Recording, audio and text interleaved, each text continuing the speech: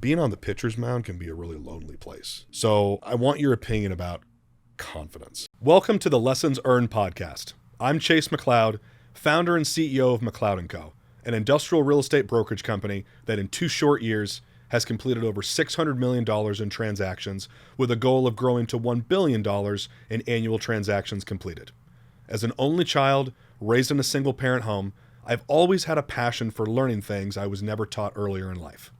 How to make money, how to grow a business, how to be a leader, how to keep the money I make, how to be a better dad, a better husband, and most importantly, how to live a better life.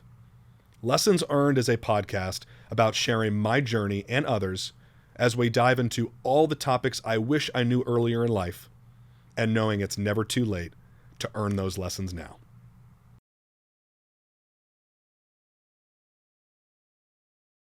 So, when I was going through a process to figure out exactly what I was going to title this podcast, a lot of different things went through my head. And the first thing that went through my head is whatever I end up titling it, whenever the topics end up being, I've got to be passionate about it. If I'm going to find a way to intertwine it in my life, I've got to be passionate about it. And when I finally landed on Lessons Earned, the very first interview that I thought about that I was most excited about was sitting down with you. So I'm extremely excited to have you here, and I'm extremely excited to dig into a number of different topics. But the first thing that I want to start with is I would love for you to share your story about real estate, but also share your story about baseball, as far back as you want to go and as recently as you want to be. Well, Juan, thank you very much. Super excited to be here. Love chopping it up with you. And for anybody who has a Napoleon Dynamite reference, this is going to be my Uncle Rico moment, for the next 45 minutes or hour. So I'll keep the commercial pretty short. But I graduated Santa Monica High School in 1989, played varsity baseball there, took a scholarship to George Washington University, so a smaller D1 program. I was 17 years old when I graduated. I didn't turn 18 till December of my freshman year in college. Okay. So if you know the recruiting process, they're kind of getting you early, and baseball's a spring sport. And again, reference, this is 1989. Mm-hmm. Back then, the recruiting was not nearly as complex, but it wound up being a fantastic fit for me. I was able to come in, I was able to play right away, and I was able to find a situation that allowed me to get better. And then I certainly had my struggles, took my lumps there, but wound up being an all-conference player as a junior, selected in the Major League Baseball draft, and then went on and played 4 years in the minor leagues until a combination of injuries and skill level eventually kind of push you out of the way. And then kind of the natural turn was to get into commercial real estate, which I did. And then at that point in time, it was the, stay alive till 95. Mm-hmm. So kind of I guess we're talking about stay alive till 25 25, now. yeah. So it's funny how history repeats itself. Yeah. So I was working in, commercial real estate, and then I had left and done some entrepreneurial things for a short period of time, and then wound up back with IDS and relocated to San Diego in 2004. Okay. So that's kind of like the boring part of the story, but that's the timeline of how we are today. Yeah, I mean, I'm glad that you gave real estate and baseball background because our relationship started because of real estate. I was fortunate enough to sell you a $32 million deal out in the Inland Empire East. That's where our relationship started, but I personally feel that our relationship was cemented the moment I started asking you for some dad advice on baseball. Right. And I think we just kind of evolved into that. But, to have you on this show and some of the conversations we've had previously, that has really become some of the favorite parts of my business, our business. Yes. To date, is I feel as though, and you and I talked about this, my boys are young and they're just going through the early stages of becoming athletes. And I humbly admit that I'm still going through the early stages of being a sports dad. And the questions that I've been able to ask you and the advice I've been able to get from you really inspired me. And thank you for your time to have you on this show. Sure. Do you remember your first kid pitch game?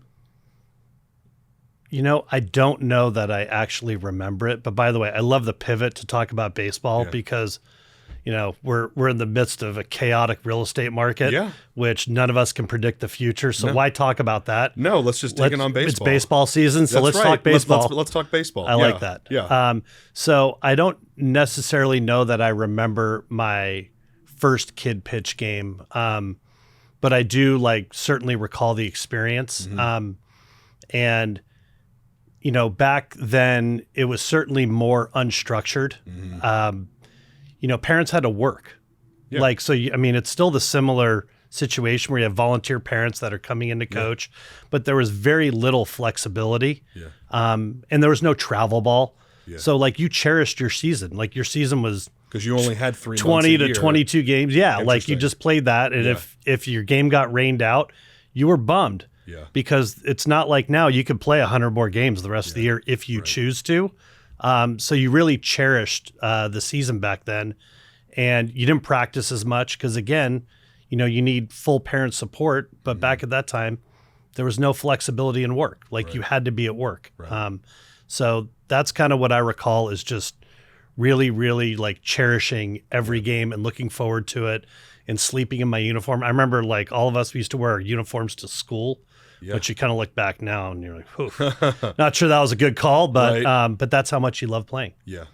How much did you lean on your buddies, your friends in your neighborhood for practice, for getting better, for skills? I mean, what was when you were 12, 13, 14, 15, you're not in high school yet. There's no travel ball. You're treasuring your little league season, right? So what was your source of practicing or getting better, or was it just passion, trying to find buddies where you could do a pickup game? Was it Sandlot? Were you just trying to get enough together on the same field? I asked that question because, you know, private lessons, I'd love your opinion on that. Travel ball, if you want, baseball's a year-round sport. Right. So coming back to the previously we were talking about, what were you leaning on as sources to practice and get better in your 11, 12, 13, 14 ages? There was really nothing available. Okay. You played, you know, over the line, you know, you kind of just played what was in season. So that was your pickup game. So you would play, whether it was flag football, whether it was pickup basketball, whether you're playing, you know, over the line, but there was not a lot available. You had to do it what was very close to your house or wherever you could skateboard to, you know, the local park or elementary school. So it's not like you were, you know, taking your tee, you're putting your tee down. There's no batting cages, you know, that were available or unlocked. So it was different. So you certainly didn't have the same opportunities as the kids do today. So I can't really say we had any kind of situation that made us any better. Right. So that being the case, when did you really start seeing guys you were playing against or buddies you were playing with? When did you start seeing them hit growth spurts, have breakout seasons, get stronger, et cetera? Right. Around what time when you were growing up did you start to see that? So there's kind of what I've noticed in coaching. So I've been coaching for probably about 5 years. My son's 12 years old. And legitimately, all bets and all opinions are off until somebody hits puberty. It's you're trying to compare two people. And one kid weighs 70 pounds, but he's athletic, but he's just certainly not strong enough. And then you have another guy who's 135 pounds, and they're the same age. And so it's all bets are off, you know, until you hit puberty. But it was different.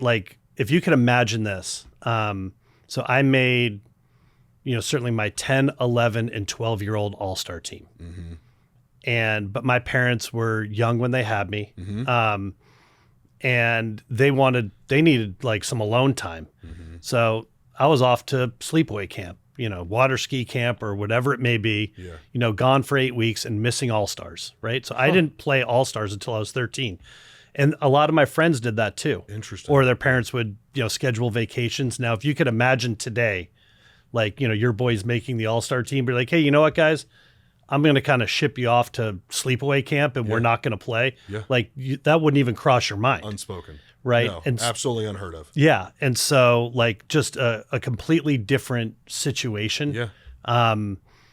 In terms of that. And I guess I lost my train of thought on what the question was, but I know that piece hit me. Yeah. We were talking about growth spurts, right. when you were growing up. I want a lot of our questions to center around, call it 9 to 12 years old. Sure. Because one, selfishly, my oldest is 10. Yep. My middle is 8. And so I have a certain perspective. So these are earned lessons for me. I really want your advice. But for our viewership too, I think at that age, there's opinions across all age groups, but I think in particular that 9 to 12, there's a lot of opinions. There's a lot of trains of thought. And so what I'm really interested in, I think our viewership would be as well, is when is too soon? When is too late? I have an opinion that you probably think never, there's really not an age that's too late, relatively speaking, in that bracket. Mm-hmm. But I know that there's a lot of opinions about when they should start kid pitch. Mm-hmm. When should they start private lessons, right? When should there be expectations that they should be breaking out or showing that they can be a good shortstop or they could be a good center fielder or keep them at catcher, et cetera. So, I want a lot of our time together to maybe be addressing some of those opinions. Sure. Because I know that you have opinions about that and playing baseball for so long and being a minor league AAA pitcher, I know our viewership would really appreciate your opinions. So I'll dive into this. What is your opinion about private lessons as it relates to a different age group?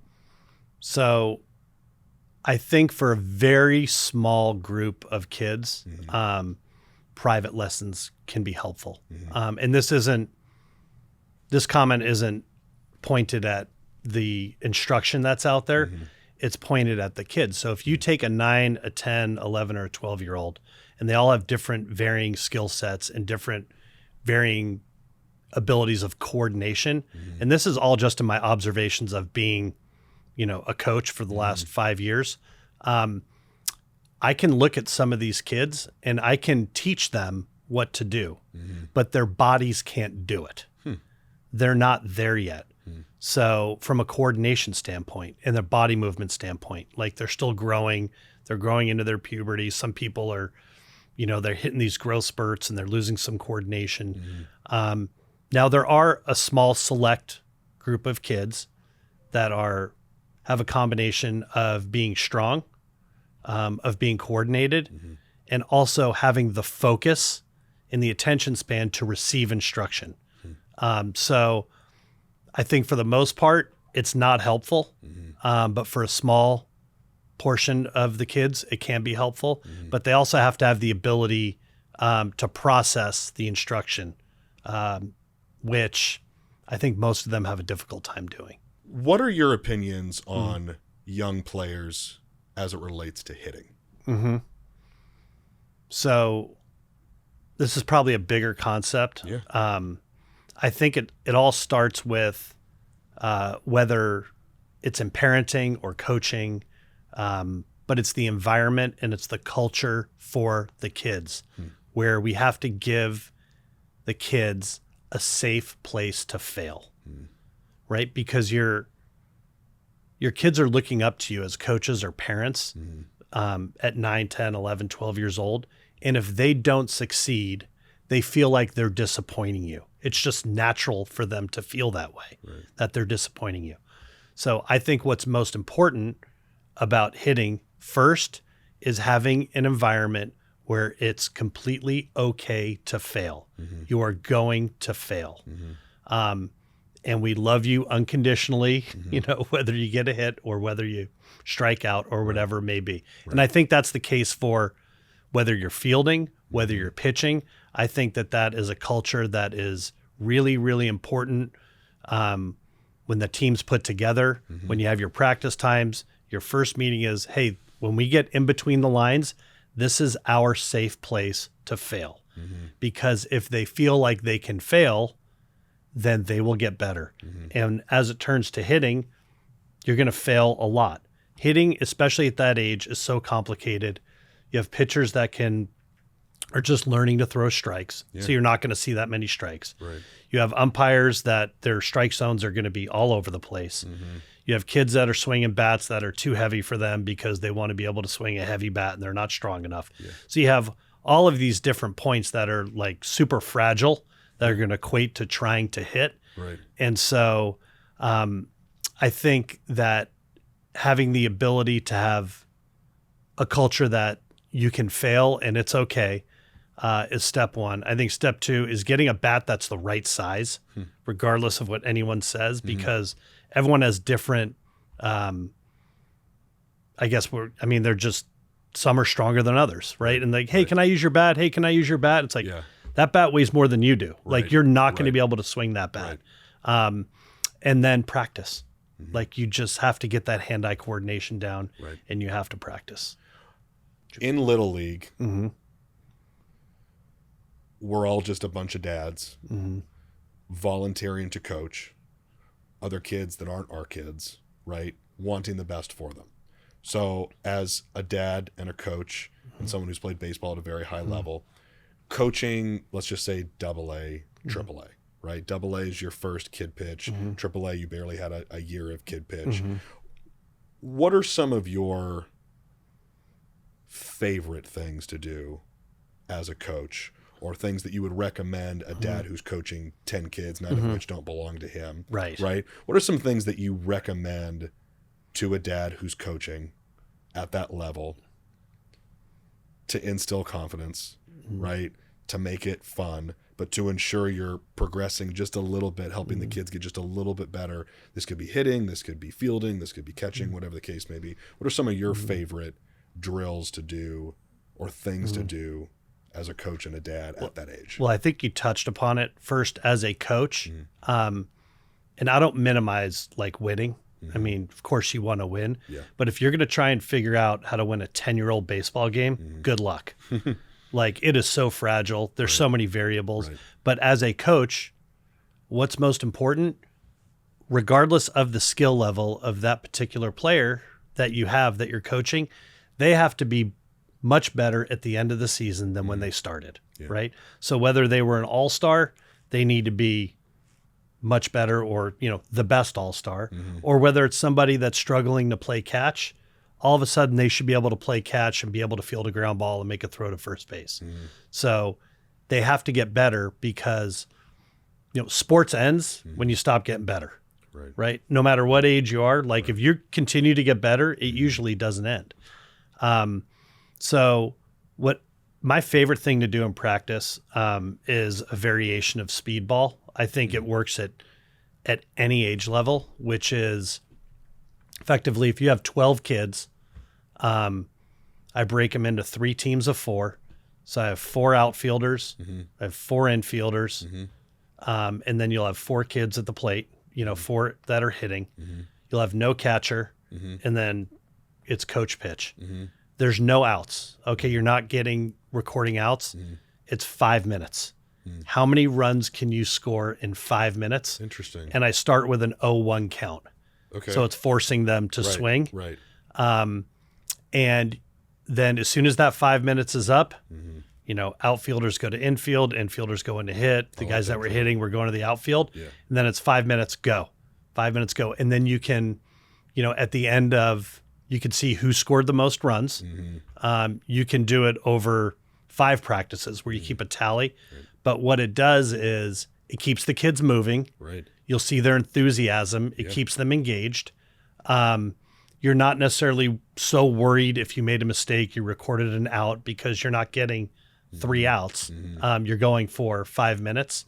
And then starting with an 0-1 count, and then the idea of the more at-bats, if we want to get a lot of at-bats, we got to swing. Like, we can't take pitches. We can't foul them off. We have to go. And so I've seen the feedback from the kids They really enjoy it. Yeah. And even if they're 12, 13, 14 years old, they enjoy it. So I think that's like a consistent thing at practice that you can do. That's a lot of fun.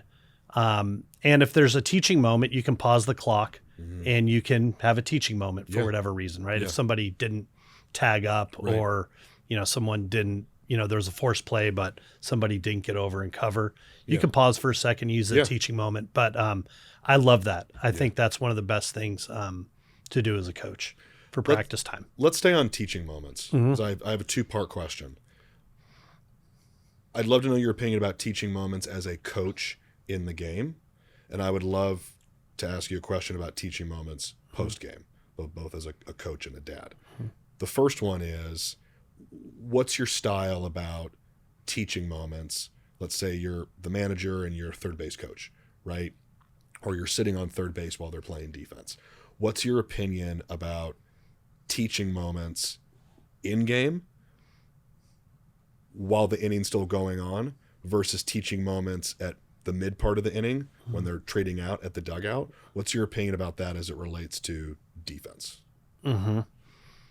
So meaning like if somebody, like where they're positioned or if they made an error or let's say there was an incorrect overthrow. Okay. Or there's a runner on first and third, right? And the runner on first steals for second. Your catcher tries to get a throw down to second. Right. Lets the runner at third come home. Sure. That's just a small example. But what's your opinion about teaching moments as it relates to fielding kind of in the game? Yep. Are you shouting the tip to the kid who maybe made the mistake in the moment? Are you encouraging him and saying like, hey, don't worry about it next time? So this is a good question. So I have, oddly enough, again, like I said, I don't minimize winning, but I'm here to develop players and I want them to play the right way and I want them to get better. So I'm not really tipping them off during the game on where they should be or what they should do. I want to hope that they can figure that out on their own, or the players are communicating with each other, right? Maybe the shortstop tells the third baseman, hey, there's a force. If you get it, step on third, whatever that may be. If there is a teaching moment, I have like a little in the scorebook, I scribble some notes and I wait till the next practice. I don't even do it during the game.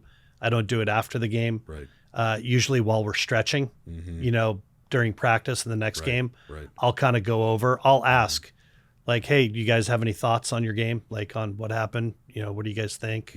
And people like, I want them to engage. They'll talk. They'll say, oh, I kind of, I missed that play. I was supposed to be at second base, or, on that overthrow, I wasn't thinking, or I didn't think the guy was going to be there, or whatever it may be. And so sometimes it solves itself. And then if not, we'll have a discussion on it. And then if I feel like we need to get out on the field and practice it, we will practice it. It is not something in the heat of the moment. I do not, I really don't do much coaching in the heat of the moment. The only thing where I will, get vocal or disappointed is if we're giving dirty looks to umpires, if we're not hustling, if we're hanging our head, any of those things, like those are kind of non-starters for me. But the other stuff, we usually straighten out in practice. Same question. What is your style and what's your opinion about the car ride home? That's a good one.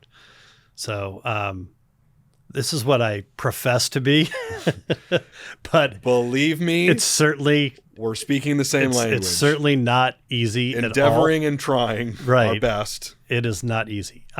So in my experience, what I've learned is if it's generated by mom or dad, the car ride home is not the place to do that. Okay.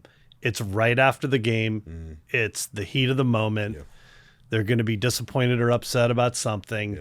And chances are, as a parent, you might be a little, kind of wound up about whatever happened. That's not going to end well.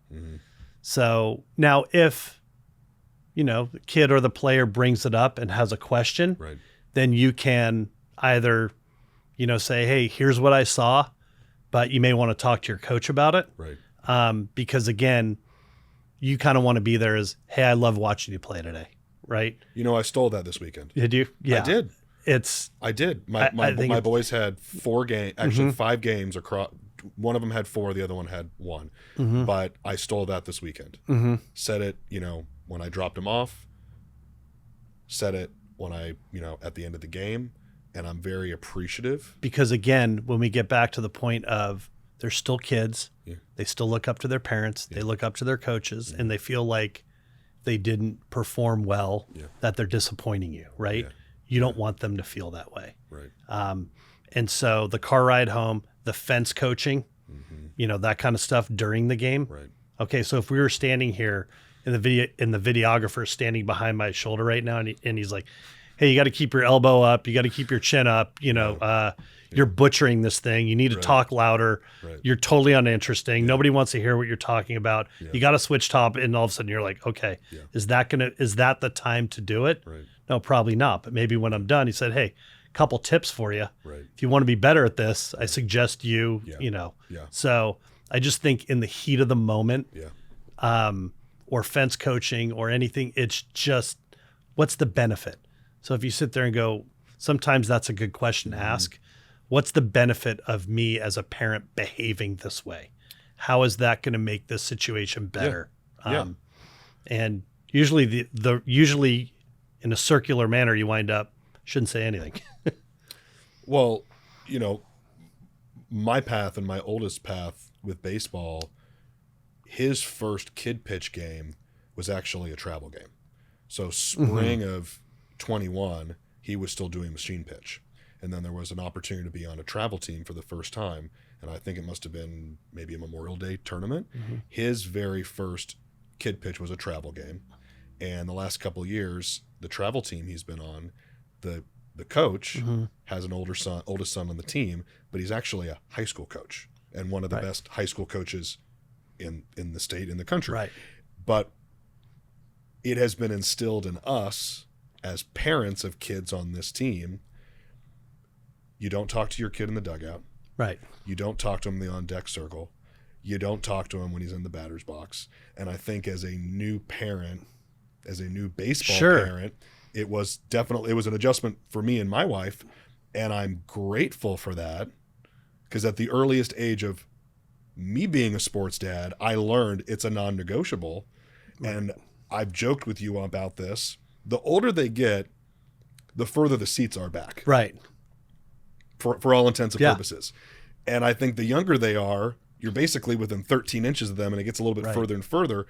But I'm grateful that the exposure I've had from a high school coach, really at the highest level, of what you're not supposed to do with your kid, I would say has gratefully made me a better little league dad, because I don't think twice about it. And you also trust that coach. Of course. Well, that's what makes it easier. Yeah. It's, by the way, all this stuff that I'm talking about, it's very difficult, right? It's very difficult not to be involved or be hyper involved or wherever it may be. Like, that's one of the reasons I actually decided, like, I didn't start my son until I think he was 7 playing baseball. And one of the reasons why I really wanted to coach were 2 reasons. One, I didn't want him to have a bad experience with a different, with a coach when he's starting, because I wanted him to love the game, whether he's a varsity high school athlete or a college athlete or a pro athlete, I really don't care. Right. But I wanted us to be able to enjoy the sport of baseball, for the rest of our lives, going to games, following a team, whatever that may be. But, one of the other reason why is because I'm so invested in the other kids. I don't even talk to I've said like 10 words to my son, since I've been coaching him, because I'm so invested. Now, if I wasn't coaching, I'd be standing behind the right field fence, wanting to like wring his neck, right? Of course, you're like, hey, get ready. You're not ready. You're looking in outer space. Do you know the count? Do you know? And so like this situation has been so great for me because I'm coaching 12 kids. Right. I'm not singularly focused on my son. Right. But it is not easy. Yeah. It's not easy. But one of the most important things, or the most important thing and the hardest thing, is to stay out of the way. But you found a situation with a coach who's coaching, a top high school program. So you can trust that process. Absolutely. Which is great. Yeah, absolutely.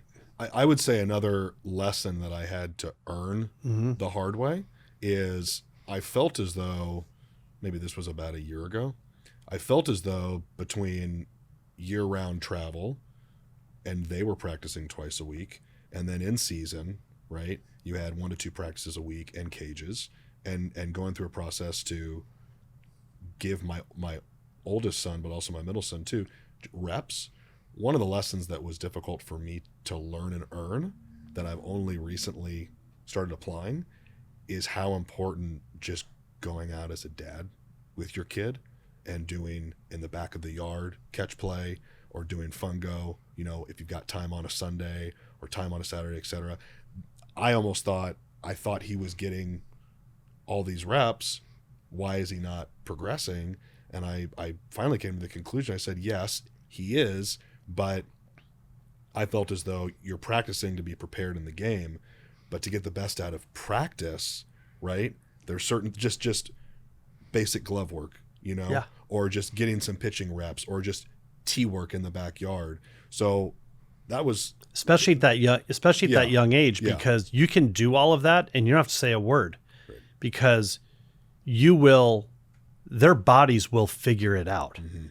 But they will figure it out if it's unstructured, right? If they have the ability, you roll them 100 ground balls, right, all of a sudden, like, their feet will naturally figure out how to get in the right place. right. But as soon as you start telling them, now again, there's a small portion of the players that have the ability to process and take some of the coaching in. But if you're telling them, chop your steps, get your right foot in the ground, left foot down as you field it, right to left, they're like, whoa. Right. But if you just roll them 100 ground balls while you're listening to a podcast and you don't say anything, Right. they will figure it out. Yeah. And like, those reps are valuable, and they want to do it, right? Because they'll want to get out there because it's a safe place to fail, right? Dad, just roll me some ground balls. Yeah. It's okay. Since you were a pitcher, and I know our listeners are going to want me to really zero in on this because everyone wants their kid to be a pitcher for the most part, at least at 10 years old. Right. Talk to us about what you personally feel are the best ways to get son or daughter started in pitching, working on mechanics, gradually making a little bit of progress. Do you have an opinion on age, on when to start them? Do you have an opinion on what not to do too soon, etc.? Talk to us more about that. So I think it probably all starts with playing catch. So can you play catch the right way?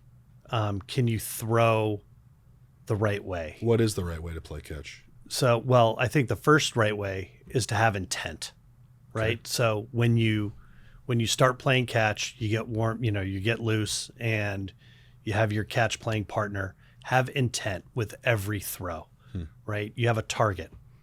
Have each one of you should be putting your glove up in front of your chest or wherever it may be, and you're focused and you have intent on every throw. So if you come out and you're using the proper footwork to deliver the throw, so on and so forth. If you come out and you're not using the right footwork and you're kind of just slinging it around and you're horsing around, and then you're spinning curveballs, 6 throws in, right, like, that's not a great session of catch. And we, again, you don't have that many days and that many practices. So playing catch, that time is precious and super important. So I think learning the concept of a release point. So when I'm watching kids throw, sometimes in order for them to get strength, they'll kind of drop their elbow and they'll push, they'll kind of push the throws up without finding the proper release point. So I think them understanding the concept of the release point, and then once they're playing catch properly or close to properly, then I think they're able to pivot to the mound. And really, I don't know that there's like an age that's, I think 9 or 10 or 11 years old is fine. I think it's the number of pitches, right? What's your opinion on that? I mean, for myself, and again, I'm responsible for other people's kids as a coach. Right.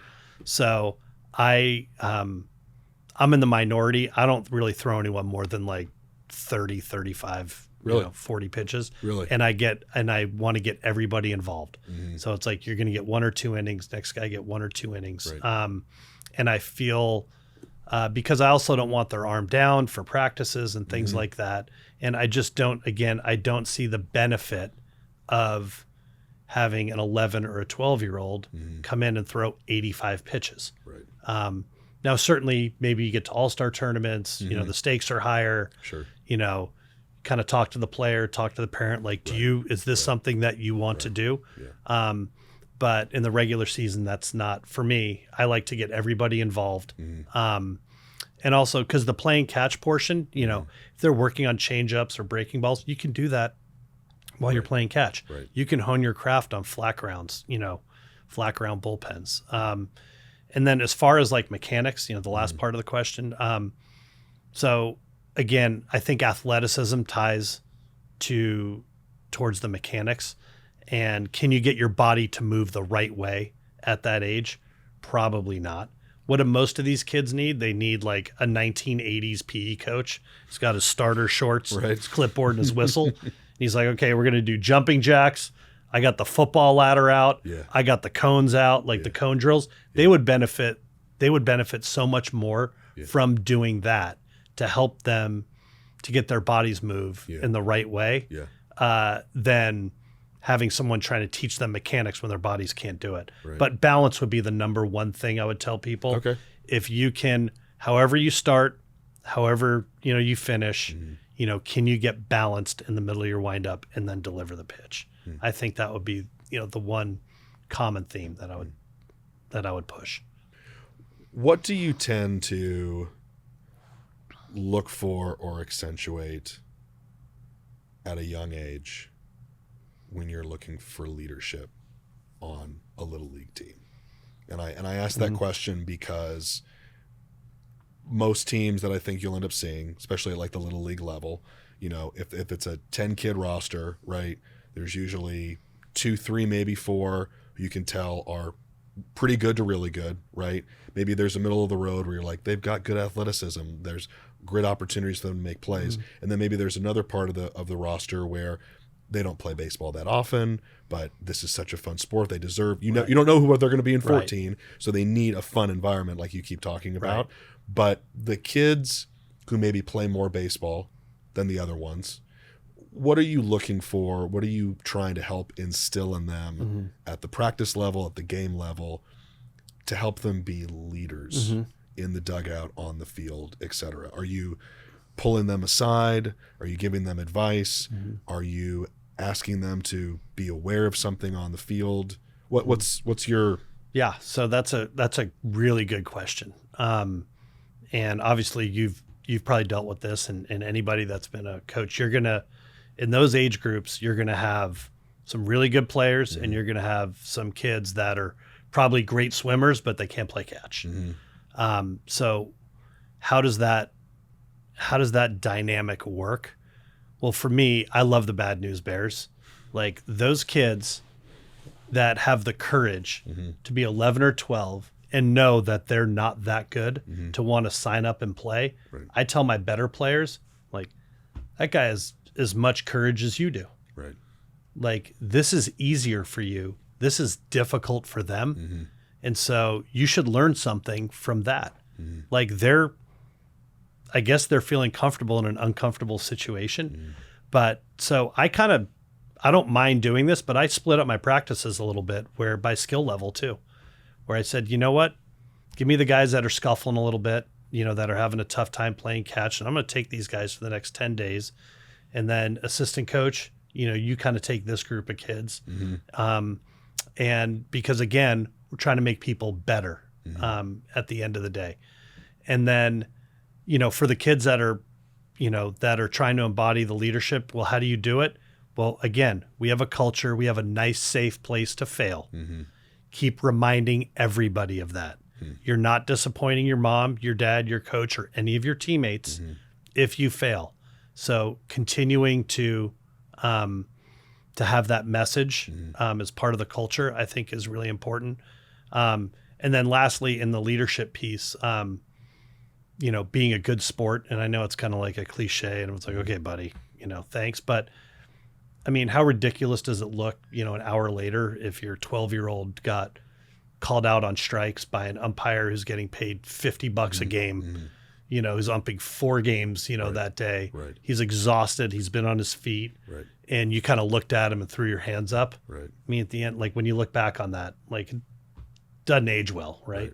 And so I think being very consistent about, I'm not going to complain about the umpires, not going to complain about my coaches, not going to find excuses about my teammates. The wind was blowing in, the wind was blowing out. There's a hole in the mound. It's wet out here from the rain. It's like, we're not doing that. Right. So I think that's where the leadership part from the players that are better can be really important. Do you think it stems at the parent level? For sure. I mean, if the parents, every time, your kid strikes out and you're driving home and the parent's like, well, that wasn't a strike. It's kind of, you're putting a little gas on the fire. Right. Where instead I was like, don't leave it in the hands of the judges. Yeah. Swing early. Cause I was like, that guy's going to punch you out with 2 strikes every time. Yeah. He's umping 4 games today. Yeah. He does not, he's trying to get this thing over with. Yeah. He's trying to get his hot dog at the snack shack in between games. Yeah. Do not leave it in the hands of the judges. And we know that going in, he's going to punch you out. Yeah. So from the parenting level, if you come in and, say, well, that was way outside or that was way this, no, just keep it real. Be like, you guys know. Right. If it gets to that 2-strike level, it's going to get difficult. Yeah. Because it's hard, right? You don't want to swing at a bad pitch. Right. But also know that, hey, so what? You struck out. Right. It was actually a ball. Right. No problem. Right. Yeah. Like you didn't fish. You did the right thing. It's okay. It's interesting that you talk about having that attitude, right? Earlier in life and just fighting hard but accepting it, not looking for a backwards excuse, and then prepping them that if you're in this position, especially with 2 strikes, there's no ifs, ands, or buts about it. It's going to be tough. Oh yeah. It's gonna be hard. Someone asked me the other day, they said they were talking about sports, they were talking about kids, they were talking about life, and they said, open-ended question, what's your hope for your kids? And when I thought about it, I think my biggest responsibility as a dad is giving my kids the gift of confidence. Not to confuse with arrogance, not to confuse with entitlement, but I feel like confidence is a gift I think that we can give our kids that will help almost carry them through life with this outer shell. And it's like this if-then statement, right? If I want something and I work hard, it is possible. And I think if you can give them that gift and teach them to go up there with confidence, regardless of what happens, and even if something bad happens, saying, okay, but what do I have to do to fix it next time? I feel like that's our job as parents, as dads, because it will carry into business, right? If you give your kid confidence and he grows up learning how to have confidence, there's not a room you feel like you don't deserve to be in, right? There's not a situation that you're going to feel insecure in. Now, you might need to work a little bit harder to get what you want. And I give that backstory because as someone who ascended to a level with a lot of pressure, right? What are some of the things that you're talking to your son about or the kids that you coach as it relates to confidence? Because someone said to me this weekend, and I definitely agreed, man, being on the pitcher's mound can be a really lonely place, right? Oh, yeah. Being sitting on a full count, 2 outs in that batter's box can be a really lonely place. Yes. So I want your opinion about confidence. Yeah. So I think what you just pointed out, I kind of tie it back to the parent kid, coach kid. I love watching you play. because I love watching you play instills confidence. Right. Right. So even at that young age level, that gives them the confidence, because who are they looking up to? They're looking up to their parents. Right. If their parents said, I love watching you play, that was great, that starts that trend. And yes, if you're going to play sports, you have to be confident. It's a very difficult and lonely place to be if you don't believe in your own abilities to execute. And how do you gain that confidence? It's a good question. I don't know that I know the answer on how do you instill or how do you teach that. Certainly, I think it wavers at times, right? When you're having success, Right. you'll have confidence. Right. But one thing I noticed, like when I was in the minor leagues, take the all-stars out of the equation in the big leagues, there's not a big difference between the abilities of the upper minor league players and the big league players. But the difference is if someone's 1 for 25, in AAA, AA, AAA, they might go 3 for 60. But the big leaguer's not going to wind up going 3 for 60. They're going to dig their way out of it somehow. Right. And I know maybe it's not quite akin, but the confidence question and how to keep that confidence, like for my own self, when I reflected, like I was irrationally confident for really no reason at all. But I always felt very comfortable in my own abilities, no matter what, when I was playing. And I could go out there and get my brains bashed in, 5 runs and 2/3 of an inning, and it was gone. And then next time out, I just felt very, very confident and always felt confident in my abilities. Why was that? I don't know.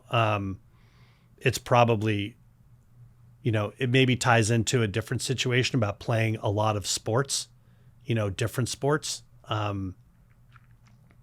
like in your youth. So when we tied back, when I kind of go back to my Uncle Rico reference, back into, the mid 80s and late 80s, but you played what was in season. And so, when I'm a varsity basketball player playing against Crenshaw High School, and their vaunted press, that's a completely different experience and an uncomfortable experience. Or when you're in junior lifeguards and you're, 12 years old and you have to do a buoy swim out to the middle of the Pacific Ocean, like that's an uncomfortable experience. And so sometimes, and I think one of the most important things about playing other sports, besides, the body mechanics that you get from them, is if you're really good at baseball, that's not an uncomfortable situation. But if you're playing basketball or you're playing football or you're, like I made the reference because it was that the junior lifeguard reference was made for me. You're 12 years old, you have this buoy swim out until the middle of the ocean, and you're like, man, this is not comfortable for me. And then you come all the way back, and then all of a sudden you're pitching in a CIF playoff game. Well, this feels comfortable because I did that buoy swim when I was 12, right? So I have confidence that I overcame some things that I wasn't comfortable in. And that's why playing other sports, I think, is really, really important, because if you're a really good baseball player, you're never going to be in an uncomfortable situation. And I think being able to be comfortable when things are uncomfortable benefit you confidence-wise. You took the words. Makes sense. You took the words right out of my mouth, because I did want your opinion about multiple sport athletes. It's really important. My oldest has done flag and soccer when he was younger, and then obviously a lot of baseball right now. But one time a year in the winter, he plays basketball. We asked him, "Do you want to play this year?" We kind of thought he might have wanted a break after doing like football and baseball in the fall. He said, "I definitely want to play." He was fortunate enough; he got a great coach that really taught him basketball. And the first thing that coach did at the very first practice, knowing that my oldest didn't really have a ton of basketball experience, is taught him how to play center, right? And then he gave him a goal. He goes, "I need 8 rebounds out of you in the first game." Gave my kid a goal. My kid took that very seriously. And so I would say on average, maybe my son was hitting 1 to 2 shots a game, but he took the rebound, goal really seriously. It was amazing because he was on a team that was good, and they ended up winning their little championship for their year. But hearing you talk about the getting uncomfortable, there were other kids on that team who were multi-sport athletes, but take basketball more seriously than my son. But I think he really enjoyed maybe being taken out of his comfort zone. Right. And as someone who's not really a basketball dad, who's not a year-round basketball type dad, watching him score 1 to 2 a game and getting rebounds, I was doing backflips. Yeah, of course. Because it's really not his thing. It's not his sport. But he has the confidence to get out to there. be in an uncomfortable situation. Or to sign up and say, yeah, Dad, I want to play. Which I've never thought about. Right. Yeah, I've Dad, I want to play. Thought about. So that's confidence. Right. Yeah, Dad, I want to play. So do you think confidence comes from kids being in scenarios that they're unfamiliar with, it being a safe place to fail, right? And then having some level of success? Like putting those 3 things into an equation. 3 things, yeah. Right. And then, but I also think like back to the multiple sport situation, like one of the reasons why I think it's important now, certainly from a athletic and body movement sense. So if you're playing basketball, it's completely different movements, right? If you're playing soccer, if you're gonna be an infielder, what could be better than playing soccer, right? So you're getting something from all of these sports. But even if you're a super gifted baseball player and that kid wakes up at 11 or 12 years old and he wants to play baseball 365 days a year. Now, of course, if he's asking you, you're a parent, you're going to give that to him. Right. But, when people talk about burnout, well, that's, I don't know. That's like relative to each kid. Some kids burn out, some kids want it. But what else is going to happen? They're going to hit puberty. What else is going to happen? Oh, my friends are, they're going to over here today on Saturday, where there's going to be some girls there, right? Oh, we're going to Pomona for a triple header. And so all of a sudden, well, I don't want to play today. Right. Well, it's not that they don't love baseball. It's not that they're burned out, but it's that, hey, like I want to hang with my buddies and, put on my new shirt and see some of these girls, right? Yeah. And so like for me, that's always like the being cognizant of like the burnout. Yeah. It's not like, hey, they don't want to play baseball. Right. It's that, well, hey, like there's a balance in life and there's things happening and there's some testosterone moving around or whatever it may be. And so, you don't want to hear like, I don't want to play. Yeah. Right. Cause then you're like, oh, like as a parent that like, it's like a dagger, right? I don't want it is. Yeah. It's like, I don't want to play. You're like, wait a minute. So it's like all of these things, like they're all like in the grand bargain, like in that basket. And so that's like playing the other sports. It's like, okay, well, like basketball is going to end, right? 12 or 13, like the kids get tall, they get really good. Like that's all they're playing. You're like, okay, there's nowhere for me to play anymore. Right. But the fact that you played it at 7, 8, 9, 10, 11 will benefit you, right? Same thing as soccer. Like all of these things end, in those teenage years, because there's nowhere for you to play if you're not particularly skilled. What are some of your fondest memories about baseball? And that's an open-ended question. Yeah. So the 2 things, one, playing in big games. So, whether it's a CIF playoff game, whether it's a college, conference championship game, whether it's, in the minor leagues, like winning actually doesn't really matter very much. So you don't necessarily have big games there, but, maybe it's July 4th or something and the stadiums are packed, but like waking up that morning and knowing that you're playing in a game that matters, there's nothing like it. And so that's like the thing that I like always, that I miss the most to this day. You see like a lot of athletes will struggle. And I use the word athlete for me very loosely, but I'm talking about like real athletes.